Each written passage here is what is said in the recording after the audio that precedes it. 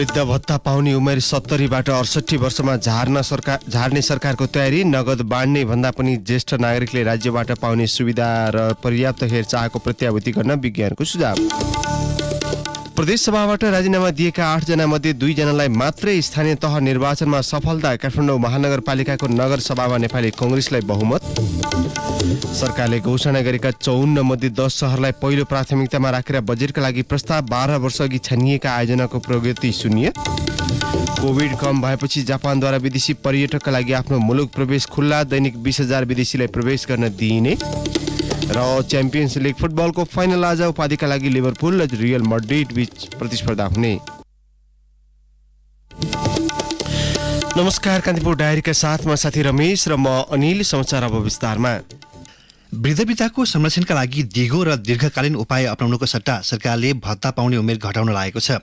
आउँदो वर्षको बजेटबाट 68 वर्षको उमेरमा वृद्ध भत्ता पाउने व्यवस्था सरकारले गर्न लागेको हो। हालसम्म 70 वर्ष उमेर पुगेका नागरिकलाई वृद्ध भत्ता उपलब्ध गराइँदै आएको छ। बजेट निर्माणमा संलग्न अर्थका एक अधिकारीले कान्तिपुरसँग भने प्रधानमन्त्री शेरबहादुर देउवाले 65 वर्षको उमेरमा वृद्ध भत्ता पाउने व्यवस्था गर्नु भन्ने निर्देशन धेरै पहिलेदेखि दिइरहनु भएको छ। तर 65 वर्षको उमेरमा का विषयमा नीति तथा कार्यक्रम बनाउँदा गठबन्धन बैठकमा सहमति जुट्न नसकेपछि अलि माथि राख्ने सोच बनाइरहेका छौं। सम्भवतः 68 वर्षभन्दा माथिका व्यक्तिले वृद्ध भत्ता पाउने व्यवस्था गरिन्छ होला। 68 वर्षमा भत्ता पाउने उमेरको विषयमा प्रधानमन्त्री शेरबहादुर देउवासित अर्थमन्त्री जनार्दन शर्माले आज दिउँसो सहमति दिने तयारी छ। ती अधिकारीले भने प्रधानमन्त्री देउवाले यसमा सहमति दिनुहुन्छ होला, किनभने नीति तथा कार्यक्रमबारे गठबन्धनमा भएका छलफलमा उहाँले 65 वर्ष नै हुनुपर्छ भन्ने जिद्दी गर्नुभएको छैन। ती अधिकारीका अनुसार गठबन्धनको बैठकमा 65 वर्षमा वृद्ध भत्ता दिने विषयमा धेरैको विमति थियो। खास गरी एकीकृत समाजवादीका अध्यक्ष माधव कुमार नेपालले वृद्ध भत्ता दिने उमेर घटाउन नहुने धारणा राख्नु भएको थियो। त्यतिन्जेलसम्म 65 वर्षमै वृद्ध भत्ता दिनुपर्छ भनेर ती अधिकारीले भने अर्थका ती स्रोत कहाँबाट जुटाउने भनेर हामी लागिरहेका छौँ। 68 वर्षमा पुर्याउने भएपछि स्रोत जुटाउन अलि सहज हुने भएको छ। यसैबीच 68 वर्षको उमेरमा वृद्ध भत्ता दिँदा थप कति स्रोत आवश्यक पर्छ उनले भने यसबारे एकिन आँकडा निकाल्नतिर लागेका छैनौँ, तर 10 देखि 12 अर्ब रुपियाँ थप चाहिन्छ होला। चालु आर्थिक वर्षमा वृद्ध भत्ताका लागि करिब 95 अर्ब रुपियाँ खर्च लाग्ने अनुमान अर्थ मन्त्रालयको छ। उनले भने भत्ता पाउने उमेर घटाइए 1 देखि 1.25 खर्ब रुपियाँ खर्च हुने अनुमान गरेका छौँ। कथम कदाचित 65 वर्षमै वृद्ध भत्ता दिनु परेमा अतिरिक्त 30 अर्ब रुपियाँ चाहिन्छ, अर्थात् वार्षिक 1 खर्ब 30 अर्ब रुपियाँ भत्ता वितरणमै खर्च गर्नुपर्ने हुन्छ। बजेटको अन्तिम तयारीमा जुटेको अर्थ मन्त्रालयमा वृद्ध भत्ता पाउने उमेर घटाउने विषयमा कुनै विमति छैन। राज्यको ढुकुटीमाथि दबावबारे जानकारी राख्ने अधिकारीहरूले वृद्ध भत्ता वितरणको विषयलाई राजनीतिक नेतृत्वले व्यवस्थापनको सट्टा मत प्राप्तिको दृष्टिकोणले उपयोग गर्न खोज्दा समस्या भएको भन्दै आलोचना गरेका छन्। खास गरी योजनाविद, अर्थमन्त्री तथा पूर्व प्रशासकले वृद्ध भत्ता वृद्धिको विषयमा विरोध गर्ने गरेका छन्, तर उनीहरूले पनि वृद्धको दायित्व हाम्रो होइन, बढाउनै हुन्न भनेका होइनन्। सोझै नगद बाँड्ने भन्दा राज्यबाट ज्येष्ठ नागरिकले पाउनुपर्ने स्वास्थ्य सुविधा, पर्याप्त हेरचाह, स्याहार सुसार र सहज जीवनयापनको प्रत्याभूति गरिदिए थप सुरक्षा हुने सुझाव उनीहरूले दिएका छन्। राष्ट्रिय सभा सांसद विमला राई पौडेल वृद्ध भत्तालाई सधैँ राजनीतिक विषय बनाउन र चुनावी अस्त्रका रूपमा प्रयोग गर्न नहुने बताउनुहुन्छ।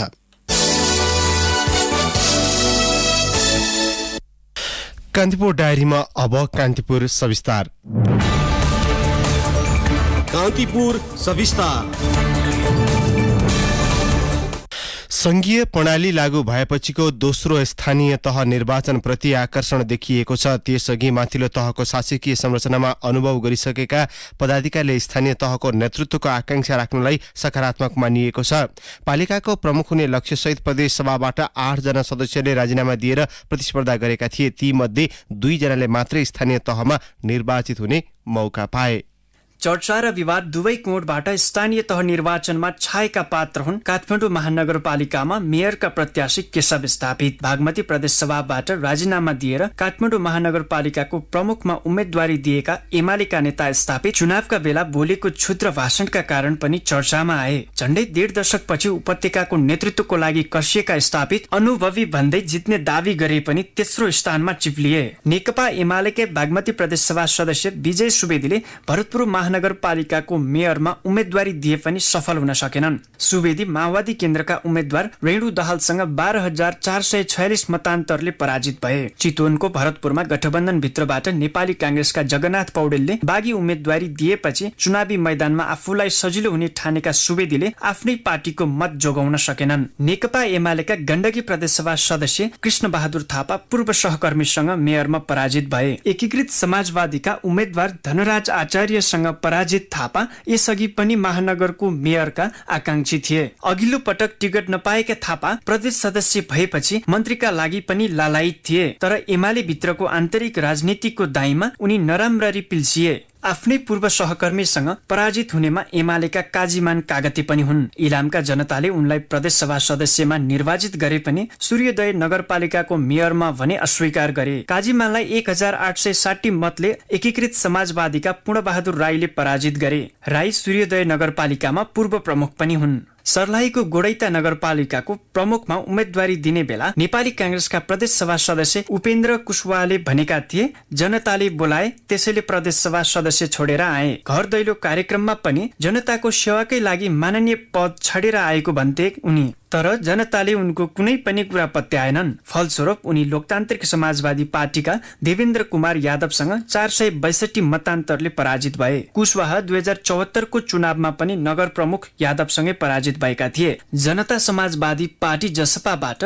रौतहटको गढीमाई नगरपालिकामा शेख अब्दुल कलाम आजाद पराजित भए। नेपाली कांग्रेसका श्यामप्रसाद यादवसँग 558 मतको अन्तरले पराजित भएका यादव स्थानीय तहको चुनाव लड्न मध्य प्रदेशको प्रदेशसभा सदस्य त्यागेर आएका थिए। कलाम प्रदेश सभामा विकास समितिका सभापति समेत थिए। उनी 2074 को स्थानीय तहमा समेत पराजित भएका थिए। त्यसपछि प्रदेशसभा निर्वाचनमा रौतहट क्षेत्र 4 को 2बाट स्वतन्त्र उम्मेदवारी दिई विजयी भएका थिए। विजयी भएपछि जसपा प्रवेश गरेका थिए, तर प्रदेशसभा निर्वाचनमा कायम गरेको लोकप्रियता कलामले यसपटक जोगाउन सकेनन्। संघीय संरचनाको तह र पदीय मर्यादा क्रममा प्रदेशसभा सदस्य भन्दा तल भए पनि जनतासँग निकट रहेर काम गर्न पाइने र कार्यकारी अधिकार प्राप्त हुने भएकाले उनीहरू स्थानीय तहको नेतृत्व हत्याउन लालायित थिए। तर स्थानीय तहको बागडोर सम्हाल्न कसिएका नेताहरूलाई विगतका कार्यशैली तथा व्यवहारका कारण स्थानीय तहमा जनताले पत्याएनन्। यसपटकको स्थानीय तह निर्वाचनमा उठेका मध्ये 2 जना प्रदेशसभा सदस्यले मात्रै चुनाव जिते। नेकपा एमाले पार्टीबाट प्रदेश 1 सभा सदस्य रहेका गोपाल चन्द्र बुढाथोकी झापाको मेची नगर नगरपालिकाको प्रमुखमा निर्वाचित भए। गठबन्धन तर्फका मेयरका प्रत्याशी नेपाली कांग्रेसका इन्द्र बहादुर बुढाथोकीलाई 5167 मतान्तरले हराएका बुढाथोकीले 26,478 मत प्राप्त गरेका थिए। स्थानीय तहमा जित हासिल गर्न प्रदेशसभा सदस्य त्यागेका अर्का भाग्यमानी उम्मेद्वार हुन् नेकपा माओवादी केन्द्रका दिपेश थारू। बर्दियाको राजापुर नगरपालिकाको मेयरमा प्रत्याशी हुन उनले लुम्बिनी प्रदेशसभाको सदस्यबाट राजीनामा गरेका थिए। उनले नेपाली कांग्रेसका दीपक जङ शाहलाई 47 मतको झिनो अन्तरले पराजित गरे। रेडियो कान्तिपुरका लागि असीम सापकोटा। कान्तिपुर सविस्तार।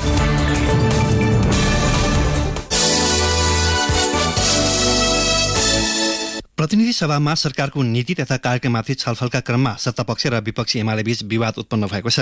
विपक्षी दल एमालेका अध्यक्ष एवं संसदीय दलका नेता केपी ओलीले आयल निगमलाई निजीकरण गरेर पेट्रोलियम पदार्थको आपूर्तिका लागि निजी क्षेत्रलाई जिम्मा लगाउन खोजेको भन्दै लगाएको आरोपको सरकारले प्रतिवाद गरेपछि संसदमा विवाद भएको हो।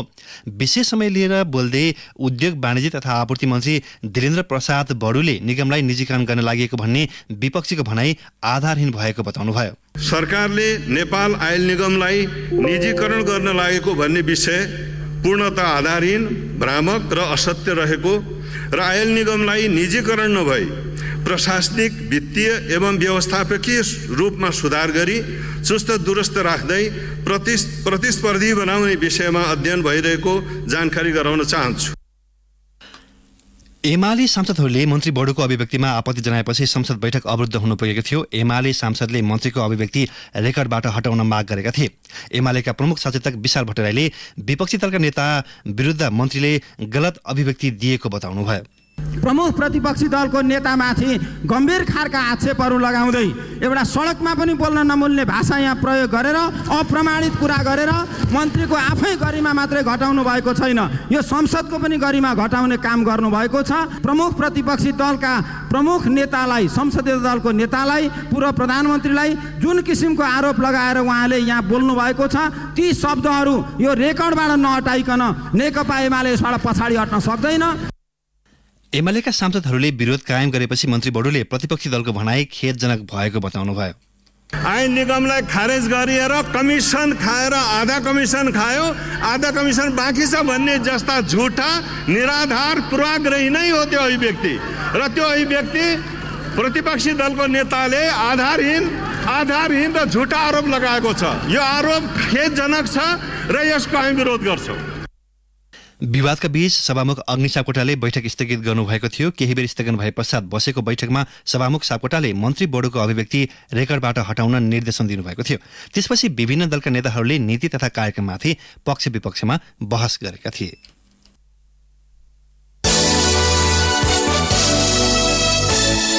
सरकारले पेट्रोलियम पदार्थमा लाग्दै आएको कर घटाउने गृह कार्य सुरु गरेको छ। मन्त्री परिषद बैठकले सैद्धान्तिक सहमति दिएपछि अर्थ मन्त्रालयले पूर्वाधार र भन्सार कर बापत प्रति लिटर 10 रुपियाँ कर घटाउने तयारी गरेको हो। मन्त्री परिषदको बैठक मार्फत पेट्रोल र डिजेलमा प्रति लिटर 10 रुपियाँ कर घटाइने सैद्धान्तिक सहमति भएको अर्थ मन्त्रालय स्रोतले जनाएको छ। स्रोतका अनुसार पूर्वाधार बापत 5 रुपियाँ र भन्सार शुल्क 5 रुपियाँ गरी 10 रुपियाँ घटाउने तयारी भएको छ। बजेट मार्फत यसलाई सम्बोधनको तयारी गरिएको छ। खाना पकाउने ग्यासमा भने शुल्क नघटाउने उल्लेख छ। यसअघि नेपाल आयल निगमले सरकारसँग लिटरमा 15 रुपियाँ कर घटाउन प्रस्ताव गरेको थियो। कान्तिपुर डायरीमा अब ब्रेकको पालो। समयसँगै अघि बढ्दै नेपाल बैंक लिमिटेड, नेपालको पहिलो बैंक। ब्रेकपछि अब बाँकी प्रसङ्ग। सरकारले घोषणा गरेका 54 मध्ये 10 सहरलाई पहिलो प्राथमिकतामा राखेर बजेटका लागि प्रस्ताव गरेको छ। सहर घोषणा भएको दशक नागे पनि अहिलेसम्म देखिने गरी कुनैमा प्रगति नभएपछि शहरी विकास मन्त्रालयले सीमित सहरलाई मात्र बजेट व्यवस्थापन गर्न लागेको हो। राजनीतिक दबाव र प्रभावमा परेर संख्या बढाए पनि पर्याप्त बजेट नआउँदा घोषित सहर अलपत्र छन्। सुरुमा सरकारले आर्थिक वर्ष 2067-68बाट मध्य पहाडी राजमार्गमा पर्ने 10 नयाँ सहर छानेर घोषणा अभियान थालेको थियो। ती सहरमा अहिलेसम्म कुनै प्रगति छैन। मन्त्रालयका अनुसार त्यसबेला पाँचथरको फिदिम, तेह्रथुमको बसन्तपुर, सिन्धुलीको खुरकोट, धादिङको बैरिनी, गल्छी, तनहुँको डुम्रे भन्सार, बागलुङको बुर्तिबाङ, रुकुमको चौरजहारी, दैलेखको राकम कर्णाली, अछामको साँफे बगर र बैतडीको पाटनलाई घोषणा गरिएको हो। गत वर्षबाट सुरुमा घोषित 10 सहरलाई पहिलो प्राथमिकतामा राखेर काम अघि बढाएको नयाँ सहर आयोजना समन्वय कार्यालय प्रमुख रोशन श्रेष्ठले जनाउनुभयो। उहाँले भन्नुभयो, धेरै अध्ययन गरेर सुरुमा छानिएका 10 सहरमा पर्याप्त बजेट विनियोजन गर्न लागेको हो। त्यसैले चालु आर्थिक वर्षमा प्राप्त बजेट मध्ये 50% सो सहरमा लगानी गरिएको हो। अन्य सहरका लागि भने 50% बजेट व्यवस्थापन गरिएको हो। आगामी आर्थिक वर्षमा सबैलाई गरी 3 अर्ब रुपियाँ बजेट सिलिङ प्राप्त भएको थियो। प्रमुख श्रेष्ठले भन्नुभयो, त्यसमा 70% बजेट 10 सहरमा लगानी गर्ने गरी कार्यक्रम बनाएका छौँ। अन्य सहरमा थालिएका काम मात्र सक्ने गरी 30% बजेट व्यवस्थापन गर्न प्रस्ताव गरिएको छ। अहिले मन्त्री, सचिव र आयोजना प्रमुखको ध्यान पुराना सहरमा केन्द्रित छ।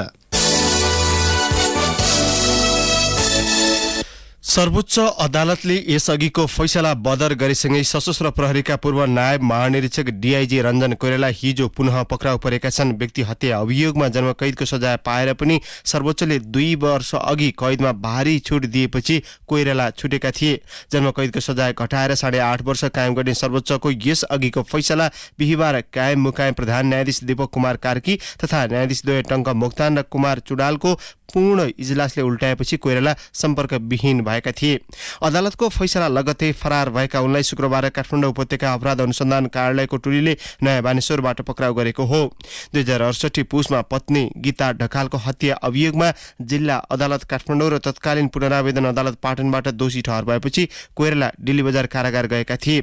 पत्नी गीताको हत्या गरी कोइरालाले मकवानपुरको टिस्टुङमा लगेर शव जलाएको अनुसन्धानबाट खुलेको थियो। तर कसुर अस्वीकार गर्दै कोइरालाका तर्फबाट सर्वोच्चमा परेको रिटमाथि फैसला गर्दै 2077 असार 15मा प्रधान न्यायाधीश चोलेन्द्र शमशेर जबरा र न्यायाधीश तेजबहादुर केसीको इजलासले जन्म कैदको सजाय घटाएर 8.5 वर्ष कायम गरेपछि उनी साउन 8मा कारागार मुक्त भएका थिए। त्यसैताको 2 वर्ष कारागार बाहिर रहेका कोइराला सर्वोच्चको बिहिबारको फैसलाले पुनः कारागार चलान हुने भएका छन्। काठमाडौँ उपत्यका अपराध अनुसन्धान कार्यालयका प्रमुख प्रहरी वरिष्ठ उपरीक्षक एसएसपी वसन्त कुँवरले कोइरालालाई सोमबार सर्वोच्च अदालतमा उपस्थित गराएर कारागारको जिम्मा लगाइने बताउनुभयो। बलात्कार र यौन दुर्व्यवहारको कसुरमा सजायका लागि उजुरी दिने हदम्याद पूर्ण रूपमा हटाउन माग गर्दै राष्ट्रिय सभामा संकल्प प्रस्ताव दर्ता भएको छ। सबै दल र स्वतन्त्र सांसदको समर्थनमा नेपाली कांग्रेसकी सांसद कमला पन्तले संसद सचिवालयमा संकल्प प्रस्ताव दर्ता गराउनु भएको हो। प्रस्तावमा बालबालिका बाहेक अन्यको हकमा समेत बलात्कार मुद्दामा उजुरी दिने हदम्यादको व्यवस्था पुनर्विचार गरी आवश्यक संशोधन गर्नुपर्ने माग गरिएको छ।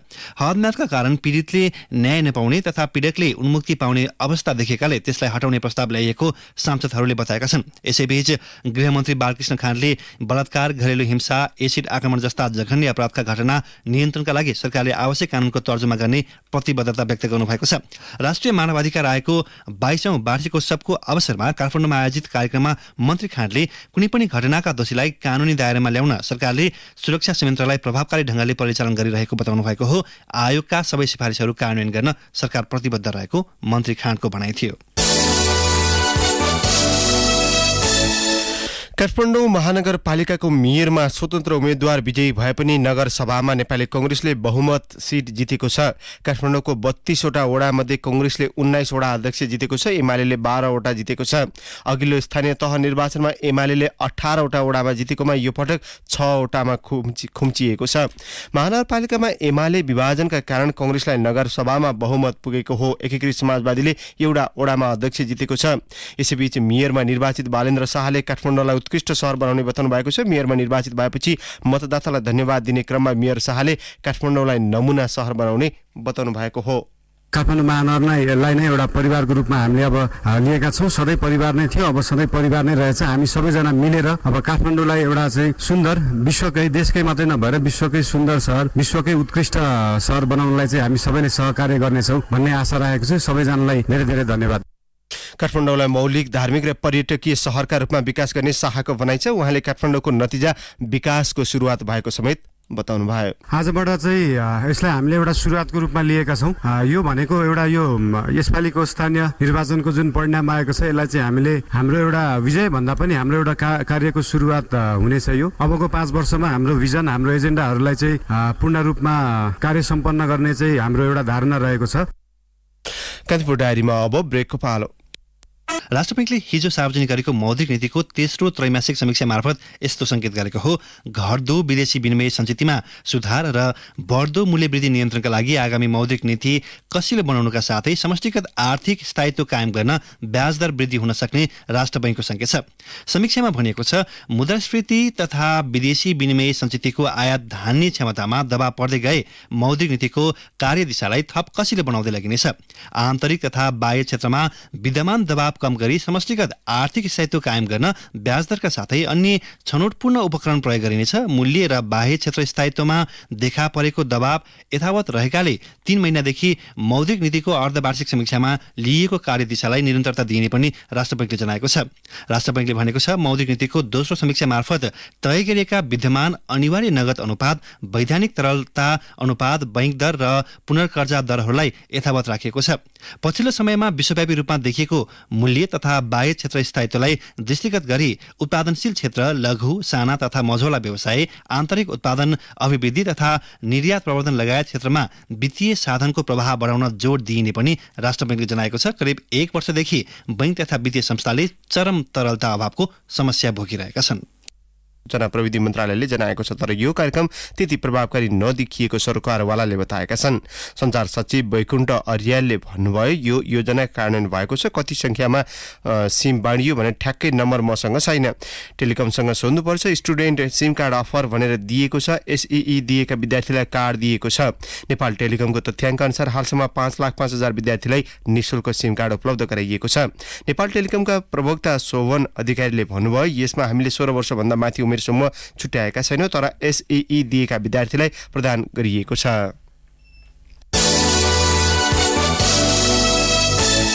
अब अन्तर्राष्ट्रिय प्रसङ्ग कोभिडको जोखिम कम भएपछि जापानले विदेशी पर्यटकका लागि आफ्नो मुलुक प्रवेश खुला गरेको छ। 98 देशका लागि प्रवेश खुला भएको जापानले स्पष्ट पारेको छ। जापानमा केही प्रतिबन्धहरू भने अझै पनि जारी रहने बीबीसीले उल्लेख गरेको छ। जापानले टोकियो ओलम्पिक सह-आयोजना गर्दा पनि विदेशी पर्यटकका लागि भ्रमण अनुमति दिएको थिएन। कोरोना भाइरस संक्रमण रोकथामका निम्ति विश्वकै कडा नियम लागू गरेको जापानले दैनिक मुलुक प्रवेश गर्ने विदेशीको संख्या निर्धारण गरेको छ। जुन 1 देखि दैनिक 20,000ले जापान प्रवेश अनुमति पाउनेछन्। अब खेल प्रसङ्ग। कान्तिपुर हाफ म्याराथनको 10औं संस्करण जलवायु परिवर्तन नाराका साथमा जेठ 21 गते शनिबार हुने भएको छ। कान्तिपुर मिडिया ग्रुपले आयोजना गर्ने हाफ म्याराथन कोभिड-19 महामारी यता पहिलोपल्ट हुन लागेको हो। कान्तिपुर मिडिया ग्रुपका सहायक महाप्रबन्धक महेश चौहानले भन्नुभयो, कोभिड-19ले 2 वर्ष प्रभावित गरेपछि अहिले फेरि हाफ म्याराथन आयोजना गर्न पाउँदा एकदमै खुसी छौं। यो पालिको हाफ म्याराथनमा 4000 भन्दा बढी सहभागी हुने अपेक्षा गरिएको छ। च्याम्पियन्स लिग फाइनलमा आज लिभरपुल र रियल मड्रिड बीच प्रतिस्पर्धा हुँदैछ। खेल नेपाली समयअनुसार आज राति पाउने 1 बजे पेरिसमा सुरु हुनेछ। रियल मड्रिडले च्याम्पियन्स लिगको उपाधि 13 पटक जितिसकेको छ। लिभरपुलले 7औं पटक च्याम्पियन्स लिगको उपाधि उचाल्न आज प्रतिस्पर्धा गर्नेछ। जारी सिजन च्याम्पियन्स लिगले एफए कप र लिग कप जितिसकेको छ। सन् 2017-18 को सिजनमा दुई टोलीबीच च्याम्पियन्स लिग फाइनलमा भएको भेटमा रियलले जित निकालेको थियो। लिभरपुल इङ्ग्लिस प्रिमियर लिगको उपाधि उचाल्न नसकेको चोटसहित यस प्रतियोगितामा सहभागी हुनेछ।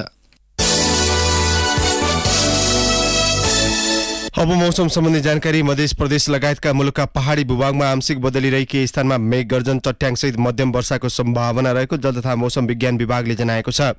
केही बेर अघि 16 डिग्री सेल्सियस मापन गरिएको काठमाडौँ उपत्यकाको अधिकतम तापक्रम आज 28 डिग्री सेल्सियससम्म पुग्न सक्नेछ।